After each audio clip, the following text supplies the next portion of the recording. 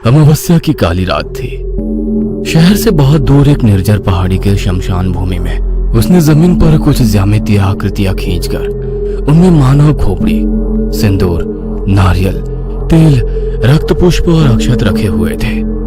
आंखें बंद करके वो मंत्र बुदबुदा रहा था। बीच बीच में वो खोपड़ी के ऊपर अक्षत, सिंदूर और पुष्प चढ़ाता तो खोपड़ी खुद ब खुद अपने स्थान पर कंपन करने लगती। उसे देखकर ऐसा लग रहा था वह किसी बहुत बड़ी शक्ति को सिद्ध करने का प्रयास कर रहा है। उसे इसी तरह साधना में लीन बैठे 4 घंटे बीत चुके थे। अचानक शमशान भूमि के आसपास का माहौल बदलने लगता है। अभी तक आसमान में चमकते तारे भी मानो अब डर से बादलों की ओट में दुबक गए थे। एकाएक वहां तेज आंधी चलने लगी, किंतु साधक पर उस आंधी का कोई प्रभाव नहीं पड़ा। उसके माथे पर चिंता या भय की कोई लकीर नहीं उभरी। आसपास के पेड़ इस भयंकर आंधी में टूट टूट कर गिर रहे थे, किंतु उसकी साधना की शक्ति ऐसी थी कि जमीन पर बिछा उसकी तंत्र साधना का एक भी सामान टस से मस नहीं हुआ। देखते ही देखते वहां मूसलाधार बरसात शुरू हो गई। साधक अभी भी लगातार अपने मंत्र बुदबुदा रहा था। आंधी और बरसात के साथ वहां का तापमान 0 जितना ठंडा होने लगा। एक लंगोट के अतिरिक्त उस साधक के शरीर पर कोई वस्त्र नहीं थे। हाड़ कपाती ठंड में भी वह भाव शून्य सा अपनी साधना में लीन था। ठंड से उसका शरीर नीला पड़ रहा था, किंतु उसके चेहरे पर अभी भी कोई भाव नहीं आ रहे थे। तभी वातावरण में एक साथ कई सारे प्रेतों के हंसने रोने की भयानक आवाजें गूंजने लगी। अब तो शमशान के दूसरी छोर पर गुप्त कैमरा लगाकर वीडियो रिकॉर्ड करते अनय के हाथ पांव भी ठंडे पड़ने लगे थे। उसने कैमरे में देखा तो उसे अब अघोरी साधक के आसपास बहुत सारी भयानक आकृतियां घूमती नजर आने लगी। इससे आगे रिकॉर्ड करने की हिम्मत अब अनय के अंदर नहीं बची थी। उसके हाथ पैर कपकपा रहे थे, लेकिन इस समय वो वहां से बाहर भी नहीं निकल सकता था, क्योंकि हर तरफ प्रेत घूम रहे थे और किसी भी सामान्य व्यक्ति का खुली आंखों से प्रेत देख लेना खून जमा देने के लिए काफी होता है। अनय एक ब्लॉगर था। अपने YouTube चैनल पर अद्भुत घटनाओं को दिखाने के कारण उसके पास 3 मिलियन से भी ज्यादा सब्सक्राइबर थे।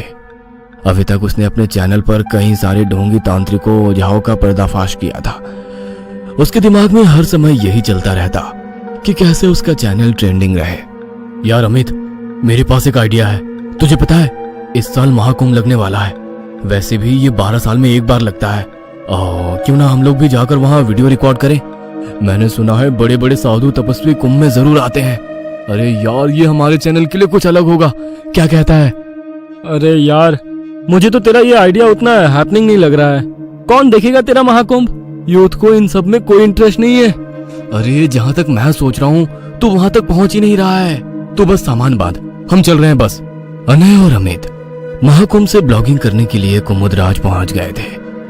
नदी किनारे पहुंचकर उन्हें कई सारे जटाधारी साधु लंगोट पहने दिखाई दिए। उनके हाव भाव, रहन सहन कुछ अजीब सा था। अमित देख, वो सब साधु संत उधर बैठे हैं। मैं उनसे बात करने जा रहा हूँ, तो चुपचाप रिकॉर्ड कर लेना बस। हाँ। अरे भाई, मुझे तो उन्हें देखकर ही डर लग रहा है। क्या क्या करता है तू इस ब्लॉगिंग के चक्कर में, लेने के देने ना पड़ जाए कहीं। अमित की बात को इग्नोर करते हुए अनय बाबा के पास पहुंच जाता है। बाबा, आपने वस्त्र क्यों नहीं पहन रखे हैं? ये आपके समाज का कोई विशेष रिवाज है क्या? हम अघोर पंथी हैं। ये दिशाएं ही हमारे वस्त्र हैं और शमशान भूमि हमारा घर। आप लोगों का मन नहीं करता हमारे जैसे फैशनेबल ड्रेस पहनने का, मोबाइल चलाने का? ये आज मरवाएगा, पता नहीं क्या अनाप शनाप बक रहा है। तुम मोह के बंधन में फंसे अज्ञानी बालक हो। हम साधक हैं, तपस्वी हैं। हमारे ज्ञान और विवेक को समझना तुम्हारे बस का नहीं। बाबा प्लीज डोंट माइंड, मतलब गुस्सा मत करिएगा। वैसे क्या साधना की है आपने? और एक्चुअली ये साधना वादना कुछ होती भी है या आप लोग वैसे ही इतना कहकर अनय ने हंसते हुए बाबा को शरारत से आंख मार दी। तेरी अज्ञानता भरी बातों से मुझे क्रोध नहीं आएगा बालक। क्रोध तो मेरे लिए बहुत तुच्छ चीज है। आज तो मैं डाकनी को साधने वाला हूँ। क्या कहा? डाकनी?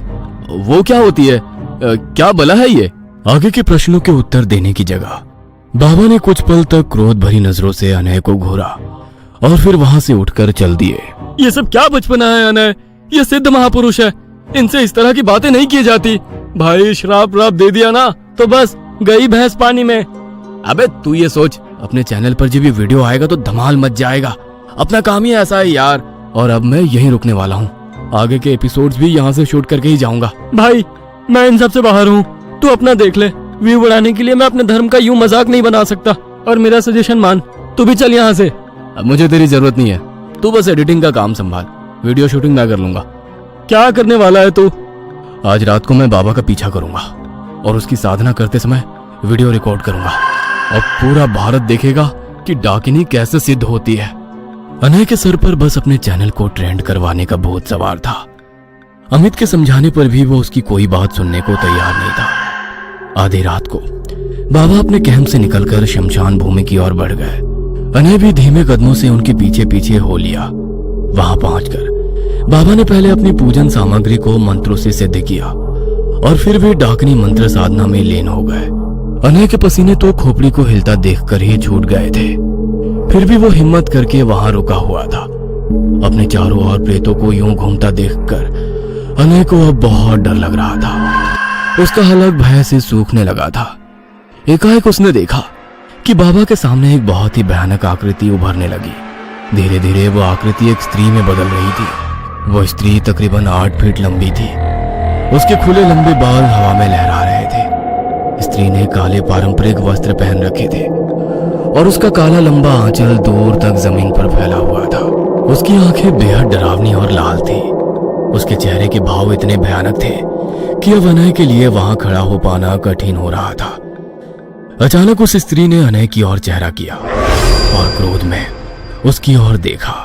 बिजली सी गति से वो अगले ही क्षण ठीक उसके सामने पहुंच गई थी। ये देखकर अनय के हाथों से कैमरा छूटकर नीचे गिर गया और वो डर से वहीं बेहोश हो गया। अगले दिन सुबह उसकी आंख खुली तो वो अमित के सामने होटल रूम में था। हो गई तेरी मसालेदार रिकॉर्डिंग पूरी या अभी भी कुछ बाकी है? और हाँ भाई, होटल आकर भी तो सो सकता था, शमशान में कौन सोता है? मजाक मत कर यार, जो मैंने कल रात देखा उसे बताने में भी मेरी आत्मा कांप रही है। तो बस देखे बिना कैमरे से पूरा वीडियो डिलीट कर दे। अबे कुछ रिकॉर्डिंग होगा तभी तो डिलीट करूंगा, कुछ नहीं है तेरे कैमरे में। अबे तूने सोने के अलावा कुछ किया है वहाँ, या भूतों के साथ नाइट आउट करने में बिजी रहा? बस सुबह तक भी जब तू नहीं लौटा तो मैं चिंता में शमशान की ओर बढ़ गया। वहाँ जाकर देखा तो जनाब मुंह खोले पड़े हुए हैं। हो गया एडवेंचर ट्रिप या कुछ और भी बाकी है? अनय अमित की बात सुनकर गहरी सोच में पड़ गया था। ऐसा कैसे हो सकता है कि कैमरे में कुछ रिकॉर्ड ही नहीं हुआ? उसने तो सब कुछ रिकॉर्ड किया था। उसी रात फ्लाइट लेकर दोनों मुंबई लौट आए थे।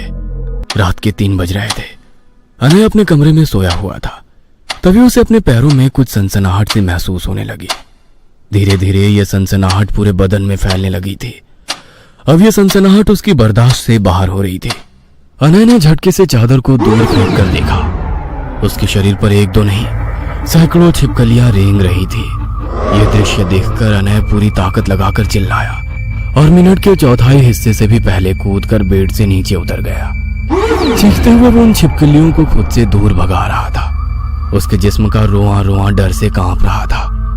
अभी भी उसे लग रहा था जैसे उसके शरीर पर छिपकलियां रेंग रही हो। वह बेसुध होकर अपने जिस्म को खरोच रहा था। उसने अपनी टी शर्ट और पजामा भी उतारकर फेंक दिया था। अचानक उसका ध्यान आसपास की दीवारों पर गया। ये कौन सी जगह है? मैं यहाँ कैसे आ गया? छी, इतनी बदबूदार गंदी कीड़े मकोड़ों से भरी जगह, लेकिन मैं यहाँ कैसे? मेरा दम घुट रहा है। यहाँ कोई है? कोई है? अनय अपने कमरे में ना होकर किसी अजीबो गरीब सी जगह पर था। यहाँ दीवारें, फर्श, हर तरफ काई जमी थी। अंधेरे कमरे में जगह जगह से बदबूदार पानी टपक रहा था। आसपास असंख्य कीड़े मकोड़े रेंग रहे थे। अनय घबराकर यहाँ से वहां दौड़ रहा था, लेकिन वहां से बाहर निकलने का कोई रास्ता उसे नजर नहीं आ रहा था।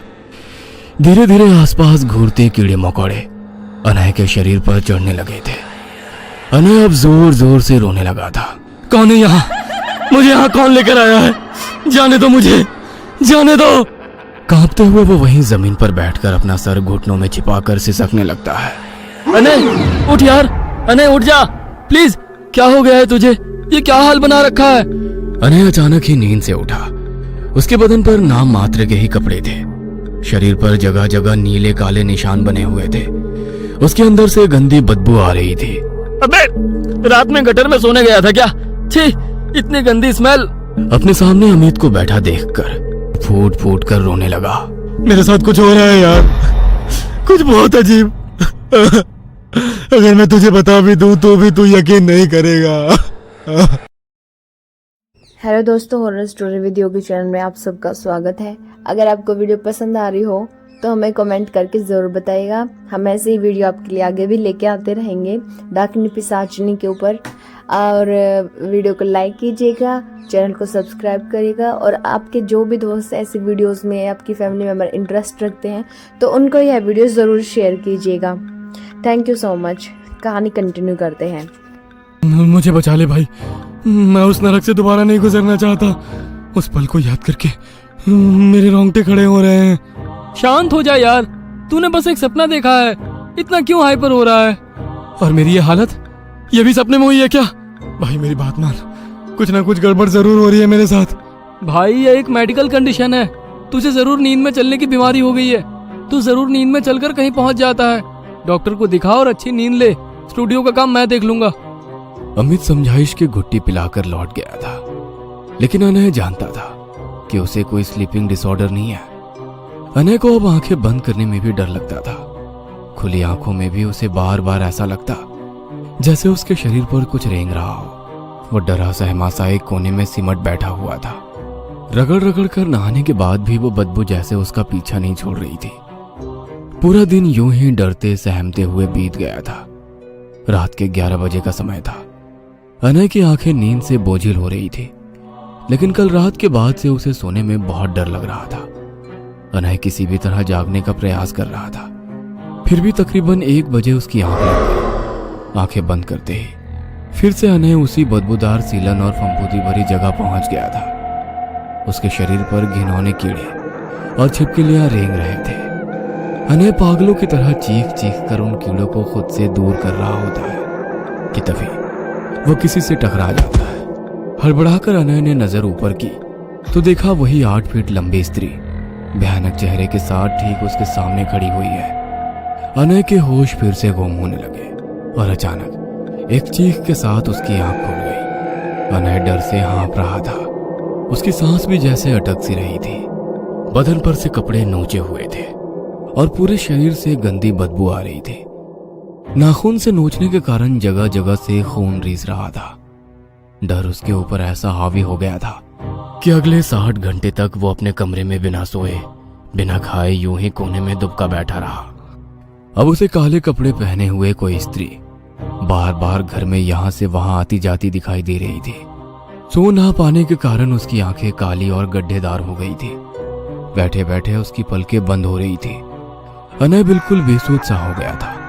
कभी वो यहाँ वहां खुजलाता तो कभी अचानक से चौंक कर अपने ऊपर से कुछ झटकता, कभी घबरा कर बिस्तर से झांक कर बाहर देखता तो कभी वापस बेड के कोने में आकर सिमट कर बैठ जाता। जागने की लाख कोशिश करने के बाद भी 60 घंटे के बाद नींद के जोर में आकर रात के 3 बजे वो एक तरफ लुढ़क गया था। तभी उसके चेहरे को कोई कोमल सा आंचल छू कर गया। अनय को अपने चेहरे पर नरम मुलायम हाथ का स्पर्श महसूस होने लगा। अगले ही पल एक सुंदर स्त्री उसके आसपास घूमने लगी। वह इतनी खूबसूरत थी कि अनय अपनी आंखें उससे हटा ही नहीं पा रहा था। ऐसा लग रहा था जैसे वो उसे रिझाने का प्रयास कर रही है। अनय उसके रूप पाश में उलझ गया था। सम्मोहन ऐसा था कि उसे प्रेयसी के रूप में पाने की कामना अब उसके मन में जोर मार रही थी। अचानक एक तेज आवाज ने उसका ध्यान उस सुंदर स्त्री से हटाकर अपनी ओर खींचा। अनय का मोबाइल लगातार रिंग कर रहा था। रिंग की आवाज से अनय ने आंखें खोली तो पाया जो कुछ भी वो महसूस कर रहा था वो एकमात्र एक सपना था। उसने हाथ बढ़ाकर अपना मोबाइल उठाया। दूसरी तरफ से उसके भाई का फोन था। माँ नहीं रही भाई, माँ नहीं रही, बस तू जल्दी से घर आ जा। फोन से आते छोटे भाई की आवाज उसके दिमाग पर हथौड़े की तरह लगने लगी थी। ऐसे कैसे? क्या हुआ माँ को? क्या बक रहा है? पता नहीं भाई, अचानक माँ को एक उल्टी आई और उसी पल वो भगवान को प्यारी हो गई। माँ का अंतिम संस्कार करने के बाद वो अपने गांव पर ही कुछ दिन के लिए ठहर गया। उस रात जब वो सोया तो फिर उसे वही भयानक सपना आया। अनय पागलों की तरह चीख रहा था और अपने जिस्म को नाखून से खरोच रहा था। उसके शरीर से जगह जगह खून बह रहा था। अनय की ऐसी हालत देखकर अनय का छोटा भाई बहुत घबरा गया और जल्दी से अपने चाचा को बुला लाया। अनय का ये व्यवहार सामान्य नहीं है, कुछ तो हो रहा है इसके साथ। चाचा जी एक गिलास पानी लेकर अनय के मुंह पर फेंकते हैं तो अनय जैसे नींद से जाग जाता है। अपने सामने छोटे भाई और चाचा को देखकर वो फूट फूट कर रोने लगता है।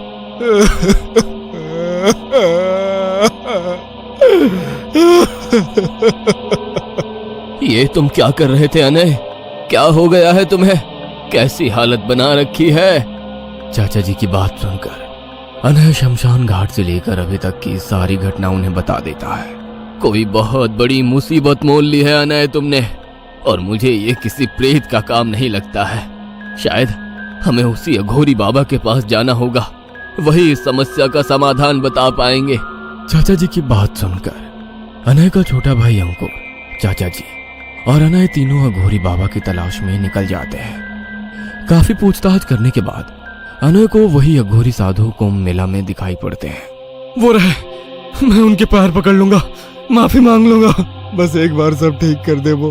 अजय दौड़कर अघोरी बाबा के पास जाता है और हाथ जोड़कर रोने लगता है। मुझे माफ कर दो बाबा, मैंने आपकी साधना, आपकी शक्ति और आपकी बातों का बहुत मजाक बनाया। मैं नहीं जानता था कि वास्तव में ऐसी शक्तियां होती है, इसीलिए उस दिन मैंने आपका शमशान में पीछा किया और कैमरा लगाकर साधना करते हुए आपकी वीडियो रिकॉर्डिंग कर ली। मुझे कुछ भी बताने की जरूरत नहीं है बेटा, मैं सब जानता हूँ और तेरी सूरत देखकर ये भी समझ गया हूँ कि उस दिन के बाद एक रात भी तू चैन से नहीं सो पाया है।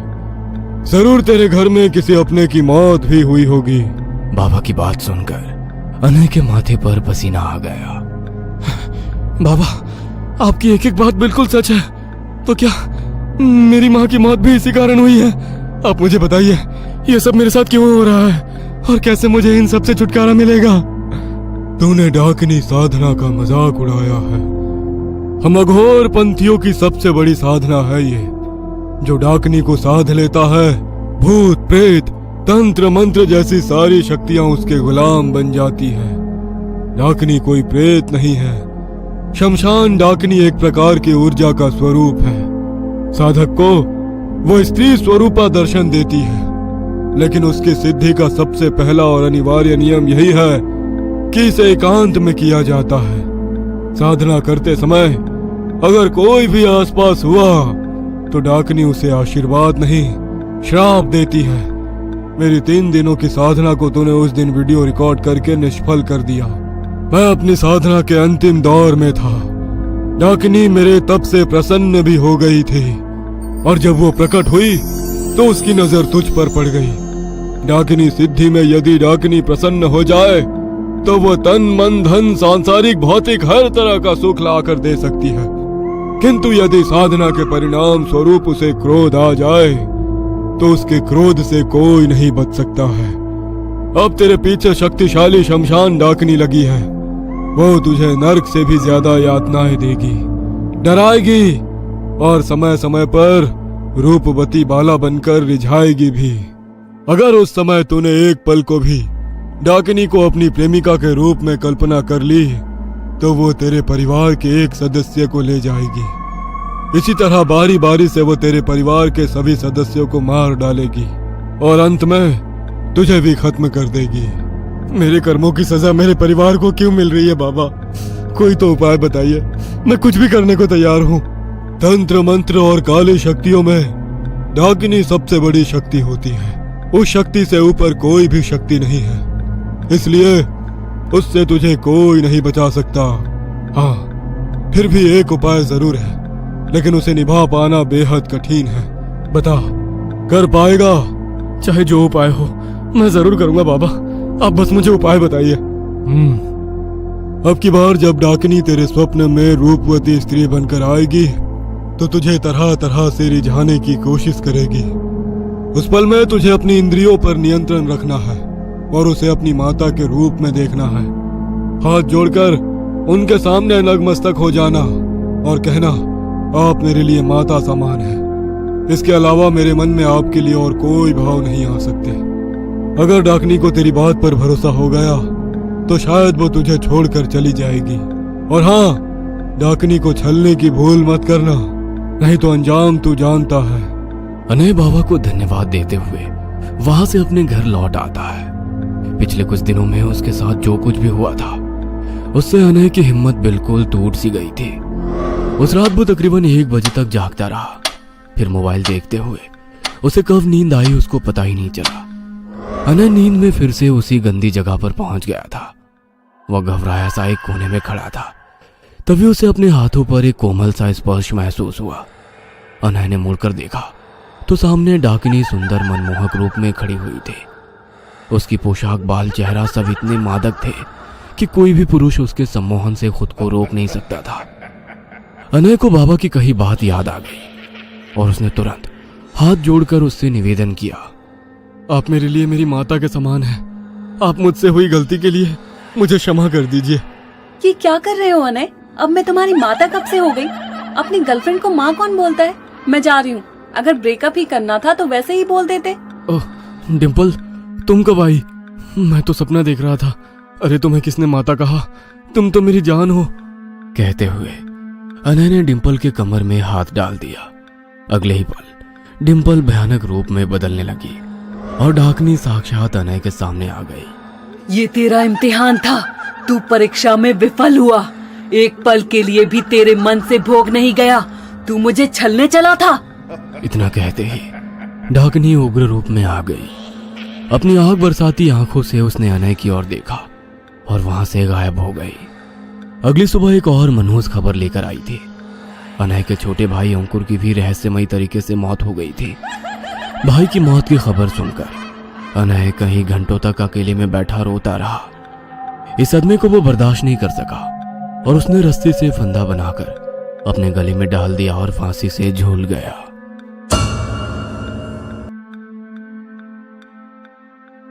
वीडियो के अंत में मैं आप सबसे यही कहना चाहूँगी, अपना रिव्यू इस स्टोरी के बारे में ज़रूर दीजिएगा और चैनल को सब्सक्राइब करेगा। हम डेली आपके लिए ऐसी हॉरर स्टोरीज लेके आते रहते हैं। Thank you so much. Have a nice day.